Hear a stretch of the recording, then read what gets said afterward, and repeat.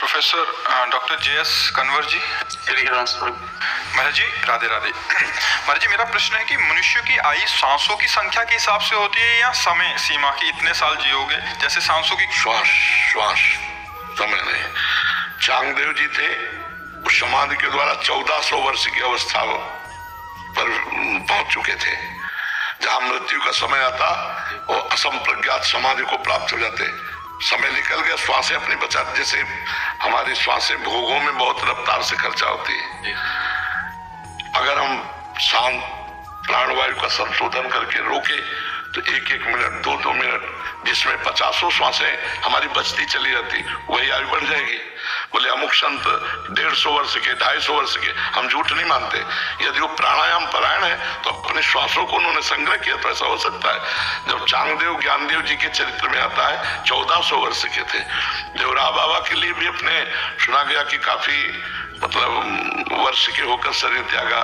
कोई कहता है 250 वर्ष, कोई कहता है 500 वर्ष। ऐसा तो हम इस पर संशय नहीं करते, क्योंकि श्वासें हैं 100। अब हम मान लो 100 श्वासें, अब रफ्तार से दौड़े तो 100 श्वासें बहुत जल्दी खर्चा हो गई। और हम अगर प्राणायाम कर लिया तो हमारी श्वासें वही बढ़ गई ना। तो श्वास से है, एक श्वास हमारी बिल्कुल नियत है, और वो श्वास जहाँ खर्चा हुई तो खत्म हो गया, जीव खत्म हो जाएगा। मेरा इसमें ये एक साथ था कि जो एथलीट हैं जो दौड़ लगाते हैं, जैसे मेडल लेके आते हैं कंट्री में, तो वो एक्सरसाइज करते हैं, उसमें भी सांस जल्दी खत्म होती है कि कुछ भी नहीं करते, घर में बैठे हैं, वो ऐसे बैठे हैं, वो अपनी सांस को नहीं उनकी ज्यादा खर्चा होती है विषय भोगों में, विषय चिंतन में। और ये जो कामोपभोग है, इसमें सबसे ज्यादा श्वास खर्चा होती है।